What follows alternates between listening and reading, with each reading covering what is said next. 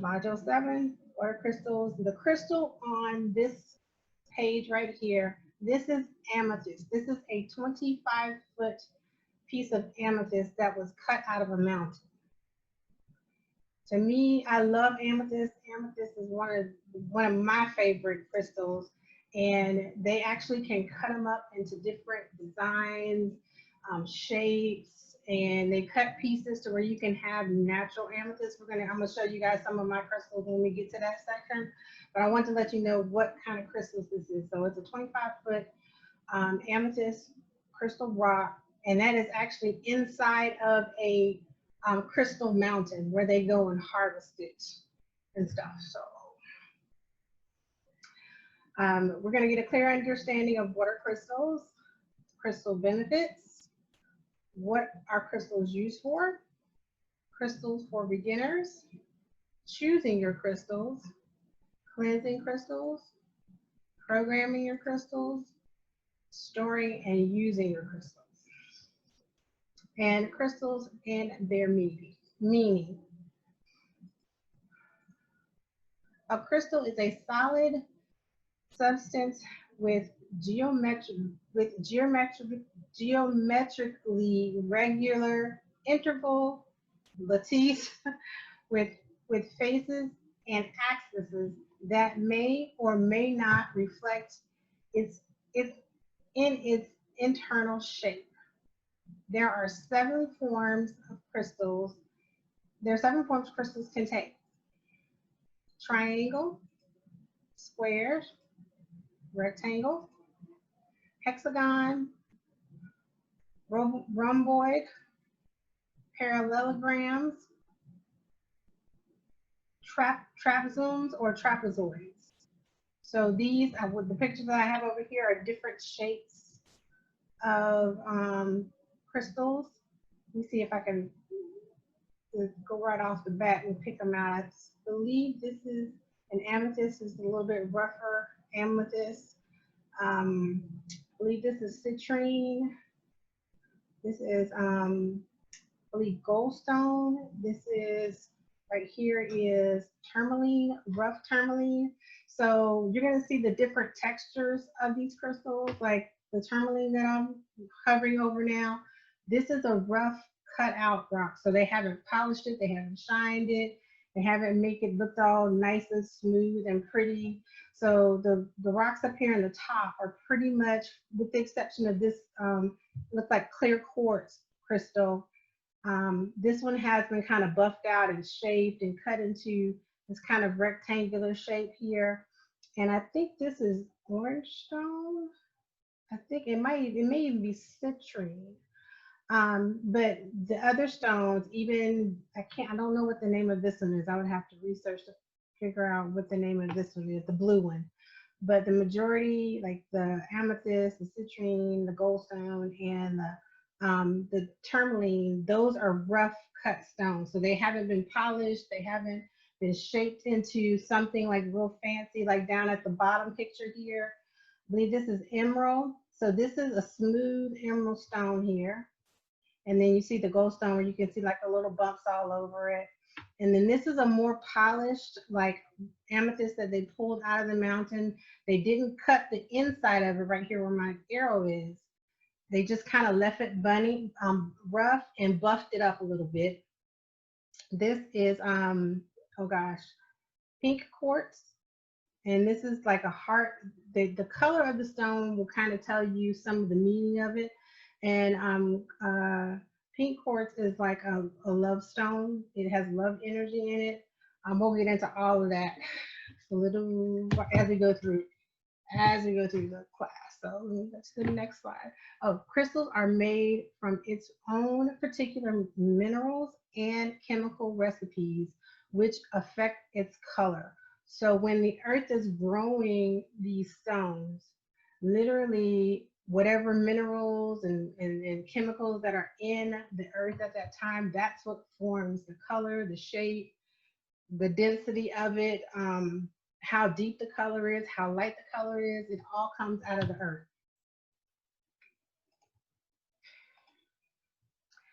People who regularly use crystals report benefits such as peace and tranquility, an increase of sense of well-being and enhanced immunity, immunity, mental clarity and focus, the feeling of being in a safe and secure space, high energy and a zest for life, less depression and anxiety, more joy.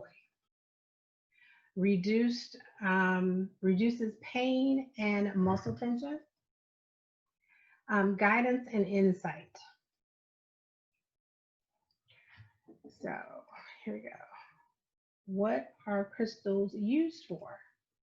Crystal healing, where literally they have people who specialize in crystal healing. They've done a deep study of the different types of crystals and their healing properties, and they're able to use those crystals in a session, almost like a massage session, or they have what they call Reiki sections, where they use crystals with whatever it is that they're doing, whether it's massaging or just laying the crystals on your body and letting the energy like will go as a wave through your body. They use the different crystals and their properties to help heal. Meditation and relaxation.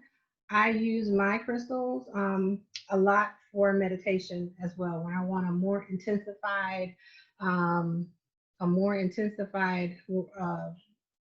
workout with my meditation, I will use crystals, and I'll use like tourmaline to kind of be a grounding crystal, and depending on what it is that I'm meditating will determine what stone I use. Spiritual and emotional grounding. What are crystals used for? Crystals have stable and unchanging energy patterns, and each crystal has a unique frequency and energy field or resonance. They act like tuning forks, bringing the energy around them into harmony. Crystal energy helps to stabilize human energy when in the same space or if worn on the body. Crystals also generate energy. Pyroelectric crystals generate electricity when heated or cooled. I don't know if you've ever had a hot stone massage. I have, and those are it's a particular gray stone that they literally heat up, and that's what they use to massage your body. And the heat from the stone, it's a really relaxing massage too. It really helps to get the impurities out of your body. And if you've never had a hot stone massage, I would advise you to have one because it's really, really relaxing, really relaxing.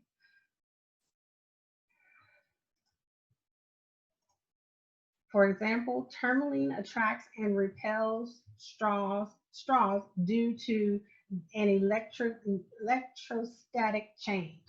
Now, tourmaline also is a stone, which is one of the stones that I love. And actually, this particular bracelet that I have, these stones, let's see if you can see them right here.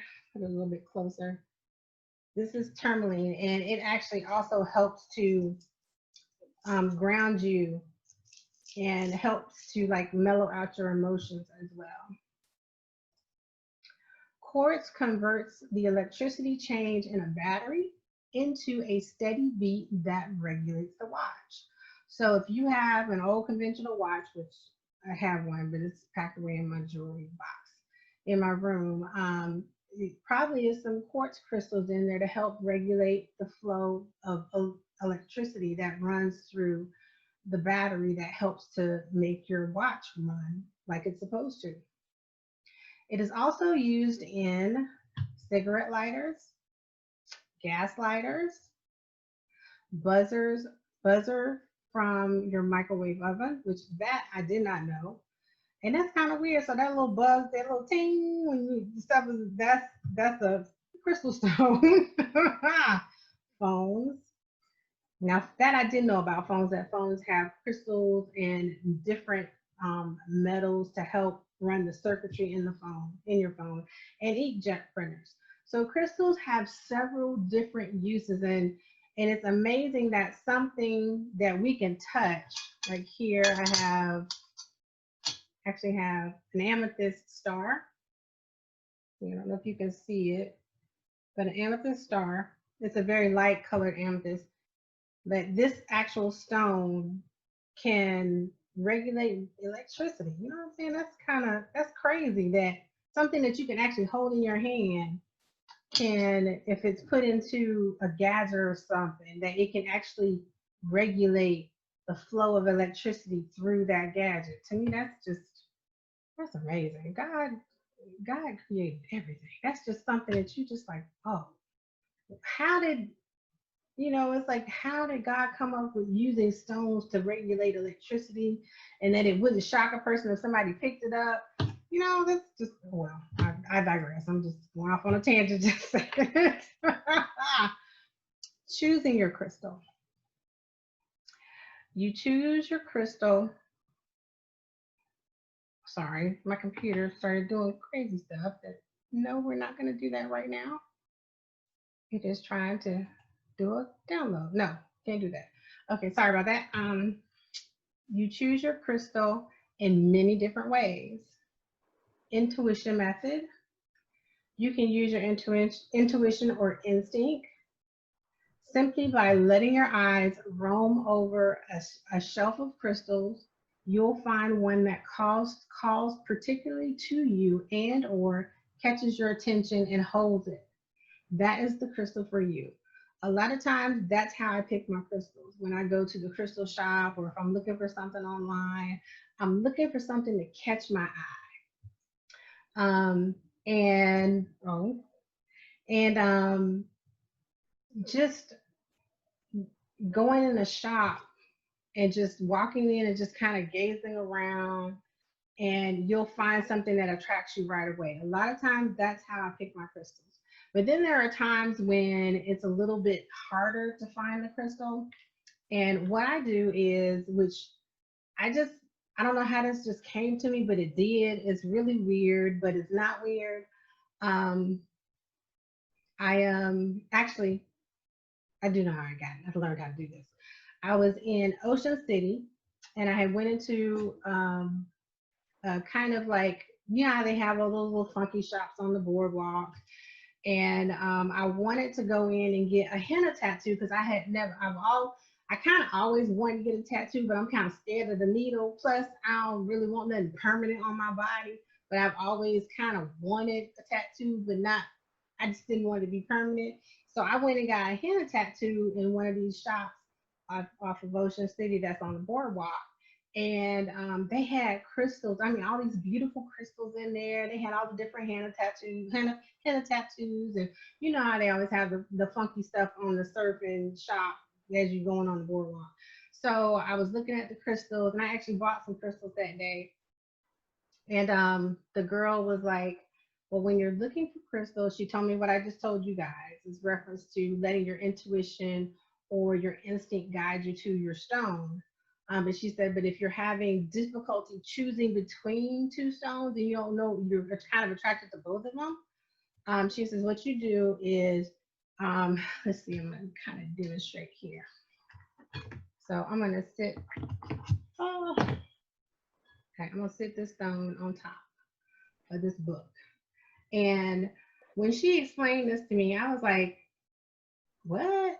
But the way she explained it, she was like, you put your hand over the stone and let your hand feel the energy of the stone. And I was kind of like, how am I going to do that? She was like, you don't touch it. She says, you just hold your hand over it. And I was like, okay. I was like, this chick over here, she a little cuckoo, because she looked like a flower child. So I was like, cuckoo. In my head, I was thinking this. And I was like, okay, I'm going to do what you said. So put the stone on the counter, and I did my hand like this, and I just let it hover. And then all of a sudden, my fingers, see how my fingers are moving? I'm feeling the energy of it's weird. It's even weird now. but it's like I don't physically feel it, but it's like the energy that's in my body is feeling the energy that's in the stone. And it's like, it's crazy, but it's something that and it's like I don't really have control over moving my fingers because and that's how you would pick a stone. So um, what I do is if there's several stones, then whichever stone my hand moves the most, like the most like finger movement, that's the stone I pick. But I cannot physically feel like anything going in my hand. I can't, like here, I'm touching my other hand and I can feel with this hand and also feel on the back of my hand that I'm touching my hand. It's like, I don't get that, I don't get like a feeling of touch over it. Like I'm feeling the energy, like I can physically feel the energy, but it's like my hand, I don't know how to explain it. I just know that whenever I do that over stones or literally anything, I can feel the energy of that object. And you can too. So you have to try it out and see. But it was weird. When she told me that, I was like giving her the side eye, like, you're right. But when it happened, I was like, whoa. I was like, ooh, okay, all right. But that's another way of picking a stone. And let's see, we're gonna and it may be not, and it may be not, it may not be the prettiest stone, okay, or the biggest one, but it will be the one that is, is the most potent for you. Now, I have a video here that I want you guys to watch, and this video is a video that I found on Facebook, and she explains how to choose your crystal. And it's a short video. I think it's like 6 minutes. So I'm gonna click play so you guys can hear it, and she's gonna discuss, choosing your stone, choosing your crystal. Hi, it's Aaliyah from the Song of the Winds. I hope you're doing really well. Today's video is about how to choose a crystal.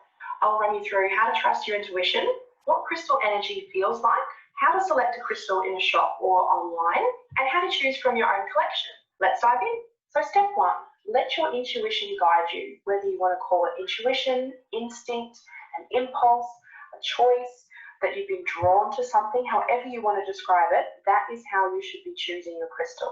Intuitive choices tend to lack a calculated or a logical reason behind them. You're more drawn to the colour or the shape or the size or the vibe. It's whatever draws your eye. And quite often, even out of a pile of very, very similar crystals, you'll often find that there's one that is just more attractive than the rest. And it may not be the biggest, it may not be the most brightly coloured, but you need to trust that that is the one that you should be looking at using. It's important to note as well that for these purposes, the crystals that are being used for spiritual development and for crystal healing, there's a difference in the way that you would choose them. So it's a bit different if you're collecting mineral specimens. You might be looking for a particular form or a particular colour or a particular size.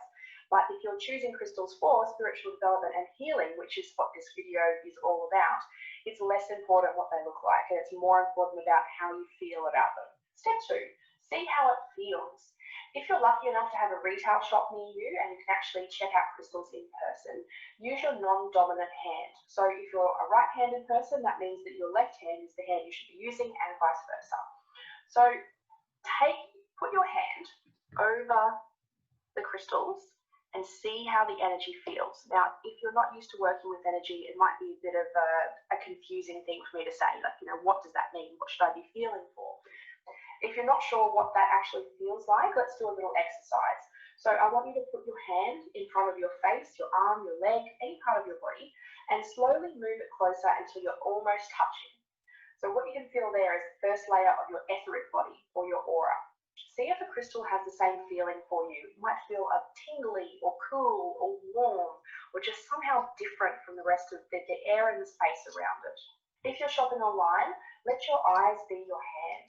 It sounds silly, but try it and see how you choose unique items online. Some pieces will always be more attractive to you than others. Often for me, once I found the right crystal, the way that I know that it is definitely the right one for me is I imagine walking out of the store and not purchasing it, or clicking off the website and not placing an order. That feeling to me, when it's the right crystal, is similar to if I have misplaced my wallet or my phone, or I've gone out and I've forgotten my... Sorry. Sorry about that. I don't know why. House keys, you know, that, oh, that sinking gut feeling you have. It's very similar to that for me. So try it out for yourself, see if you feel something similar to that. Step 3, buy it and work with it. So first you need to clear it and charge it. And I'll go into more depth about this in another video. But some of the ways that you can actually work with the crystal is through meditation. You can sleep with it near you. You can have it in your space, such as on your desk, at your workplace. You can keep them in your handbag, your pocket. You can even pop them into your bra. And just a little tip, if you're going to put them into your bra, just remember that you've actually got them in there. So when you get undressed at night, you're not going to have a ton of crystals falling out and smashing all over the floor. And just one other little thing about working with crystals. I really believe that we should work with crystals with gratitude and respect. I always cringe when I hear people saying that they command their crystal to do, you know, X, Y, Z. But really, they're our friends and our allies, and they're alive in their own way. So you really should treat them like someone who's doing you a favour, because no good relationship can come from commanding. Step 4, how to choose from your own collection. Well, it's the same way that you would choose in a retail store. So you want to be using your intuition first and then your intention. So let's say that fluorite might be the ideal crystal according to a textbook for what I'm wanting to achieve. But I might be extremely drawn to this click quartz. Now, I really believe that's for a reason. You can work with both if you like, but listen to your inner voice. Never discard your first choice. Your first choice is the right choice. So I hope you've enjoyed today's video. I know there was a lot to absorb, but if you could take away just one thing from this video, it'd be to really trust your intuition. Books are great, but there's someone else's opinion and there's someone else's experience. If you treat them like a guide and trust yourself above anything else, you can't go wrong. Have you got a crystal collection? Let me know in the comments below. And until next time, you have a lovely day, week, month, whatever it ends up being, and I'll speak to you again real soon. Bye! Okay, so that is our intuition video. Continue on cleansing crystal. Why should you cleanse your crystal? Crystals pick up the vibration of everyone who has handled them. They also soak up negative energy. When you buy crystals, you should cleanse them before you start to use them.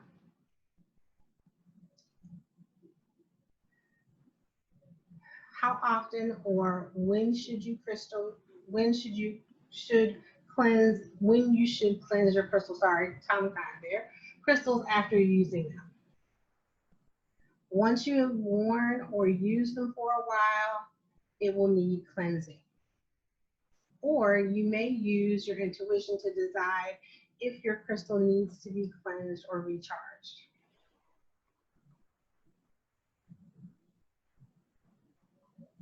Most crystals can be cleansed and recharged by holding them underwater for a few minutes. So as over here in this picture, this person is cleansing their crystals. Use natural water from a stream or sea is best, but you can use tap water. So if you're not at the beach or somewhere like that, you can use regular tap water to cleanse them. Note, some stones are very fragile. You should not cleanse them and should not be cleansed with water. Like example, selenite is a crystal that is easily dissolved in water. So these two bottom pictures here, this is selenite after they've cut it into small balls and they've shined it up and they've kind of given it that nice shiny look that people like. And over here, this is raw selenite. So either one of these, if you run them underwater, they will start to dissolve. So you cannot actually put those underwater to cleanse them or recharge them. And selenite is one of those rocks, crystals that you can actually use to cleanse other crystals. It's something about the properties in the selenite that you can use that if you can't get to water or you feel like you need to recharge it before you do recharge your crystals before you do a meditation, you can actually put your crystals in a bowl and sit the selenite in there with it, and you could do it the night before or however long you feel is however long it takes to cleanse the crystals for you. So it's like, it's based on your intuition, how you feel about it, how long you want to leave them with the selenite. But selenite can be used to cleanse crystals as well. And it is a fragile crystal, so a crystal stone. So just want to put that out there so you guys know that if you do buy selenite, that don't put it under the water, because it's going to start to dissolve and just go back to the earth.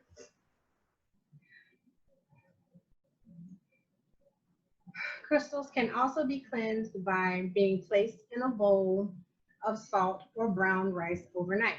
So over here we have some, this is some clear quartz right here, excuse me, clear quartz right here, and then the pink quartz, and then this is amethyst stones. So this person has sat it in some salt, it looks like Mediterranean salt.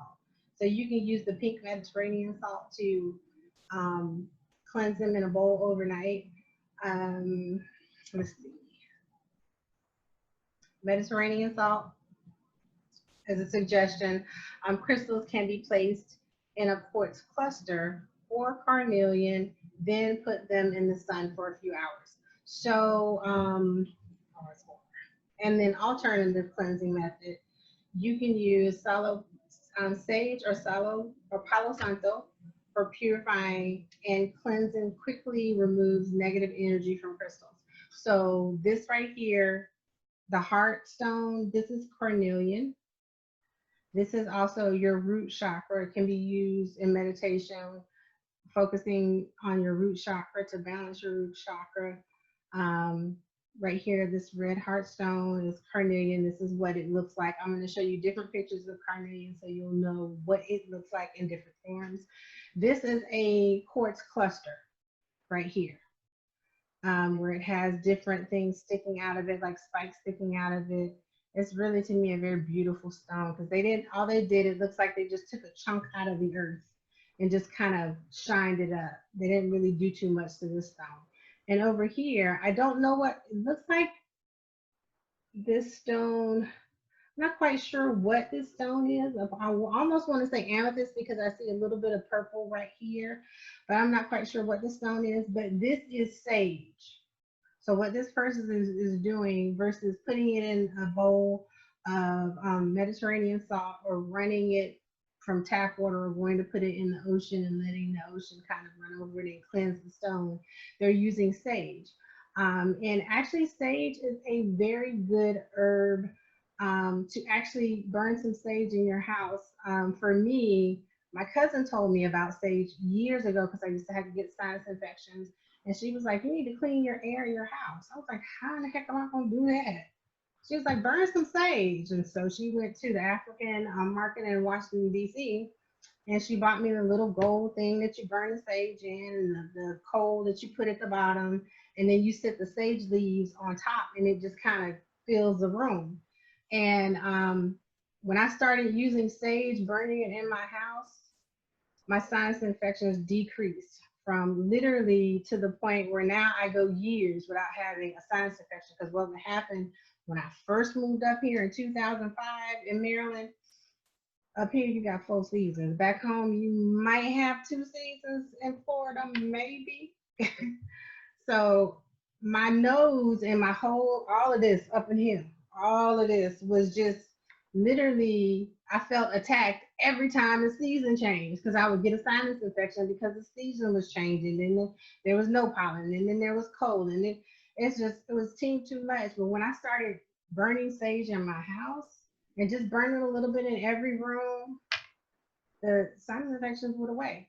So if you have sinus issues like I do, or congestion issues, burning a little bit of sage in the house will clean the air in the house. And it does work, because I'm like, this was a godsend when she told me about just burn some sage in the house. I was like, well, okay, all right then. But it works. It really works. And you can use it to clean your air in your house, and you also can use it to clear your stones. Recharging your stones. How to recharge your stones. Setting them in direct sunlight or moonlight for as long as you see fit. Use your intuition to decide how long to charge your crystals. Note, if it is not sunny, if it is not sunny or bright, visualize a bright light radiating down onto the crystals. White stones benefit from recharging in the moonlight. So, like this clear quartz here. No, that's not clear quartz. That's I want to say that's aqua. It's aqua something. I can't remember the how to say the last part, but we'll talk about that later on. I do have the name for this stone. So this stone right here in the middle, this would be good under the moonlight. And then you see I have this one over here that's under the moonlight. I think this is I want to say topaz is under the moonlight. And then over here, this is, I believe this is carnelian, and I have it over here under the sunlight. So I kind of tried to give you some stones that will go under the moonlight and what will go under the sunlight.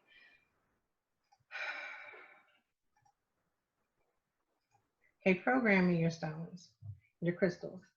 Spending a few moments asking your stone to work in harmony with you will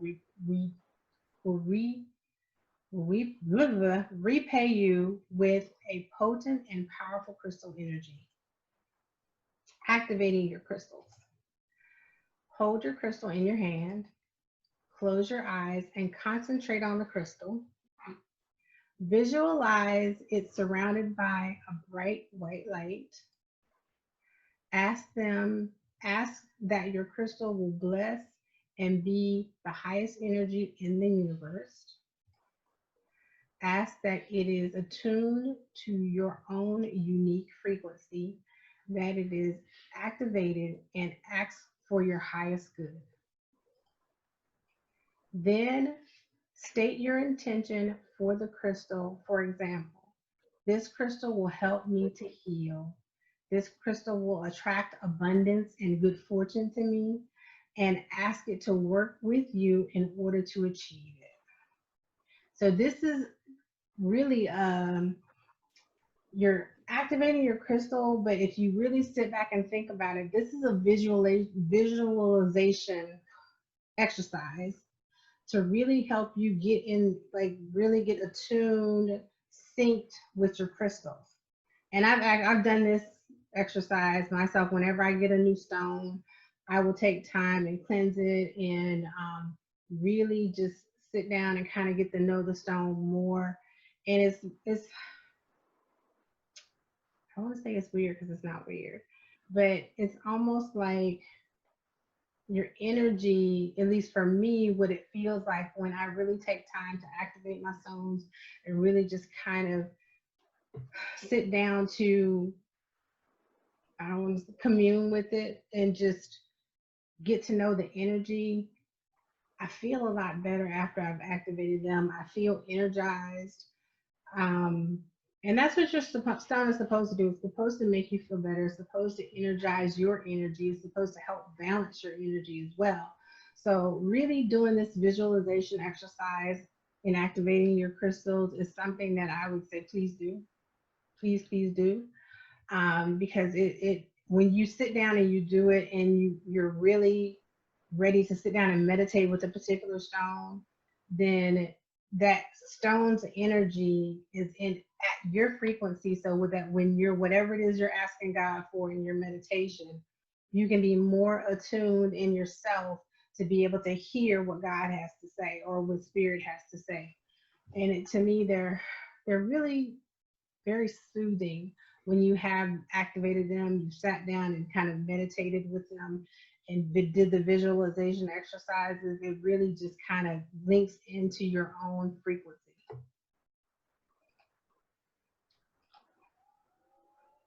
Storing and using crystals.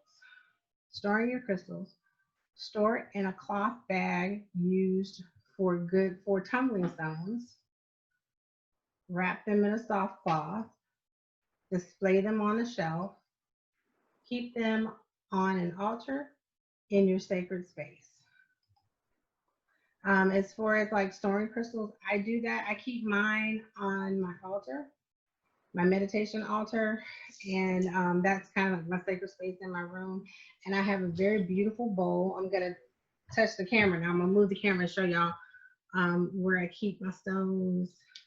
And here it is. So I brought the bowl off of my altar, and this is where I keep the majority of my stones. I have stones all throughout my house. This is one of the amethyst stones that I have here. Let me slide this over so you can see amethyst. This is one of the amethyst stones that I purchased. I purchased this about 2 years ago. And I'm surprised you can't see all the purple. The purple looks different on the camera. But this is amethyst stone. This is one of my favorite stones. This is actually the first amethyst stone that I brought like this. And this one sits by my bed. This is what I have sitting by my bed. And I have 4 of these all together. One of them is on my altar and the other 3 are by my bed. So that's a idea of the stones that I have that I keep up with. Put the camera back now. Let's show you guys. Oh crap. This would happen as soon as I pick up the camera to show you guys. It starts to try to put it back up there and get it to sit like it's supposed to. There we go. Okay. See.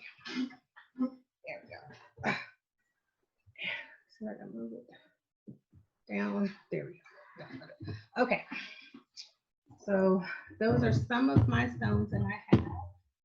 And what I use in my meditation practices, and then using your stones.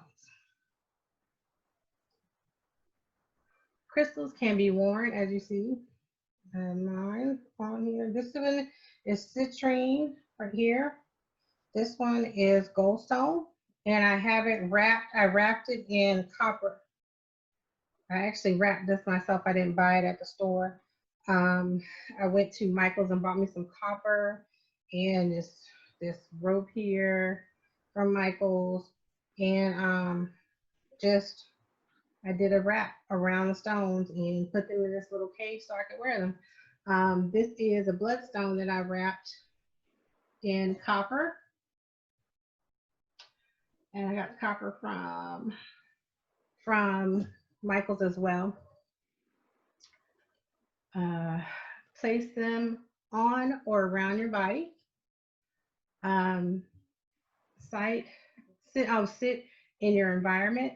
As I said, I have like stones throughout my house.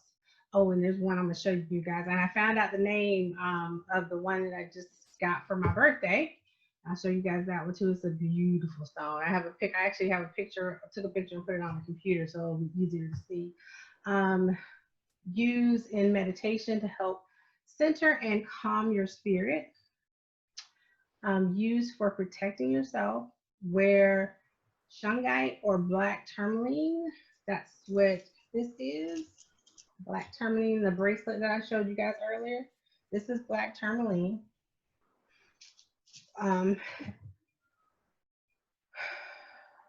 Okay, or place a selection of crystals in the windowsill or shelf to protect you and fill your home with good vibes. Fill your home with good vibes. Relaxation, lie down and place the crystals around your head, pointing inward to help you relax.